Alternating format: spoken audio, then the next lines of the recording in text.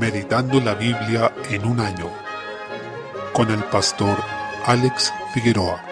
Día 23, mes 5. Segunda de Samuel, capítulo 2. Desde el versículo 12, se produce un enfrentamiento entre los que estaban del lado de la dinastía de Saúl, es decir, entre el rey Isboset, hijo de Saúl, y aquellos que estaban del lado de David, coronado recientemente para que reinara sobre Judá. Estas dos facciones derramaron mucha sangre innecesariamente, ya que Samuel había ungido a David como rey, y esa era la voluntad de Dios que debían seguir. De esto dice en Santiago 4:1, ¿de dónde vienen las guerras y los pleitos entre vosotros? ¿No es de vuestras pasiones las cuales combaten en vuestros miembros? A consecuencia de todo este conflicto, murió un sobrino de David llamado Asael, por mano de Abner, comandante de ejército de Saúl. Esto genera una venganza bastante sangrienta y conflictiva, pues Joab y Abisai, hijos de Sarvia, hermana del rey David, van en venganza de su hermano Asael, siendo Joab quien estaba al mando del ejército de David. Capítulo 3. Abner, tras la muerte de Saúl, prefirió seguir protegiendo los intereses de la dinastía de ese monarca, pero cuando Isboset, hijo de Saúl, lo acusó de haber tomado una concubina de su padre, se indignó por el desprecio a la protección que él daba a la dinastía, así que prefirió pasarse al lado de David. En esto no lo movió el celo por la voluntad de Dios, pero aún así el Señor lo ocupó para unificar las tribus de Israel y que siguieran así a David. El Señor también en su providencia usa instrumentos para hacer su voluntad, incluso las personas que desprecian la ley solo buscan sus intereses personales. Sin saberlo, están siendo ocupados para que los planes de Dios avancen. Podemos tener confianza en el Señor, entonces, porque los hilos son movidos finalmente por su providencia